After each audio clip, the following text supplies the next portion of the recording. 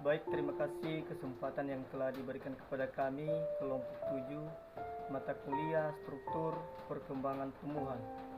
Kami dari kelompok 7 terdiri atas 2 orang.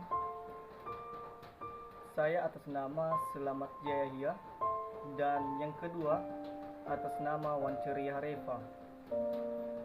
Sebagai pembahasan kami pada hari ini yaitu parenkim dan kolenkim. Dan sebelum kami menyajikan materi kami ini, terlebih dahulu yang kami hormati Bapak dosen pengampu mata kuliah SPT dan teman-teman dari kelas A semester 3 prodi biologi. Salam sejahtera bagi kita semua. Ya ahu. Kami ada 2 orang, saya sebagai penyaji pertama dan yang kedua atas nama Wanceria Reva sebagai penyaji yang kedua. Nah, langsung saja sebagai pembahasan saya pada hari ini atau pada penyaji pertama ini adalah mengenai parenkim. Nah, kita bertanya-tanya apa arti dari parenkim. Parenkim ini merupakan salah satu jaringan pada tumbuhan. Parenkim merupakan bagian utama sistem jaringan dasar dan terdapat pada berbagai organ sebagai jaringan yang sinambung seperti pada korteks dan empulur batang, korteks akar, serta jaringan dasar pada tangkai daun mesofil daun. Parenkim merupakan jaringan tanaman yang paling umum dan belum berdiferensiasi. Kebanyakan karbohidrat non-struktural dan air disimpan oleh tanaman pada jaringan ini. Berikutnya, ciri-ciri jaringan parenkim. Ada beberapa ciri-ciri dari jaringan parenkim ini. Yang pertama, dinding selnya tipis. Dinding jaringan atau dinding selnya jarang mengandung lignin. Kedua, bagiannya mempunyai noktah-noktah yang menjamin lancarnya pertukaran zat yang diperlukan tumbuhan. Ketiga, yaitu bersifat meristematis. Berikutnya, bentuk vakuola yang besar dan banyak. Yang kelima adalah berbentuk segi enam atau bulat.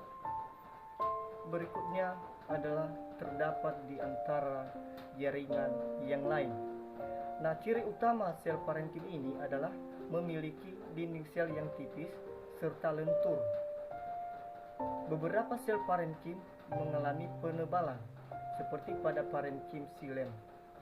Sel parenkim berbentuk kubus atau memanjang dan mengandung vakuola sentral yang besar. Ciri khas parenkim yang lain adalah sel-selnya banyak memiliki ruang antar sel karena bentuk selnya membulat, meskipun ada juga parenkim yang sel-selnya rapat satu sama lain tanpa ruang antar sel, misalnya parenkim penyusun endosperm biji.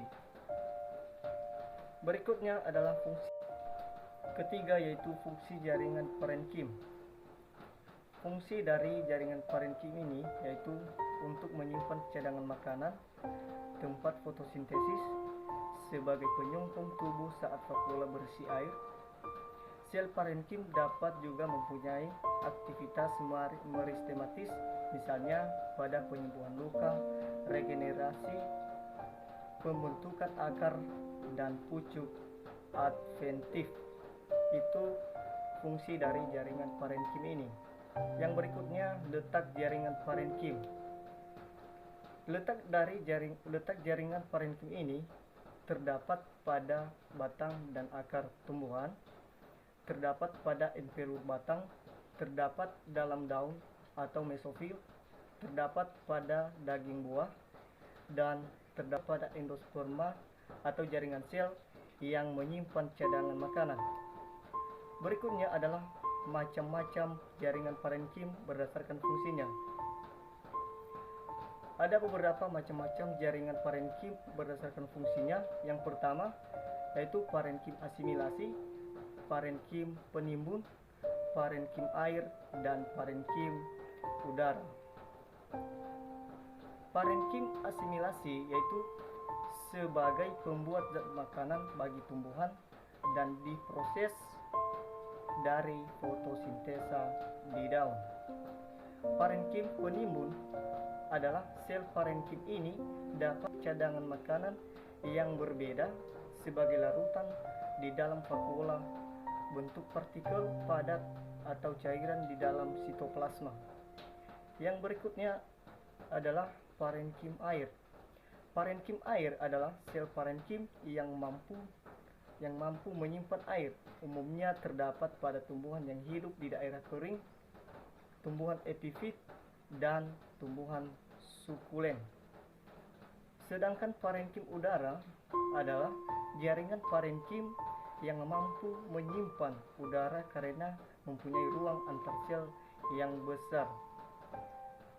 Yang terakhir adalah macam-macam bentuk jaringan parenkim. Ada beberapa macam-macam bentuk jaringan parenkim ini. Yang pertama yaitu parenkim pagar, yang kedua parenkim bunga, yang ketiga parenkim bintang, yang keempat parenkim lipatan, dan yang terakhir adalah parenkim pengangkut. Yang pertama adalah parenkim pagar. Parenkim pagar merupakan tempat fotosintesis utama dan sel-sel memanjang yang terdapat di daun tepat di bawah jaringan epidermis karena banyak mengandung klorofil daripada jaringan biasanya atau jaringan lainnya. Yang kedua adalah parenkim bunga karang atau jaringan spons. Parenkim bunga merupakan lapisan sel-sel yang tidak teratur, banyak rongga udara, dan berada di bawah lapisan jaringan tiang. Yang berikutnya adalah parenkim bintang.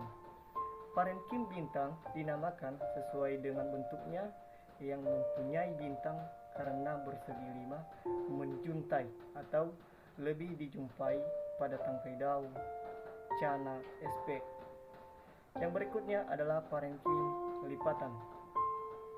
Parenkim lipatan yang terdapat pada pinus dan padi dengan bentuk yang berlipat ke arah dalam serta banyak mengandung kloroplas. Yang terakhir adalah parenkim pengangkut. Parenkim pengangkut, sel-sel penyusunnya berbentuk memanjang menurut arah pengangkutannya. Umumnya terdapat pada batang. Demikian saja penyajian pertama ini dan akan dilanjutkan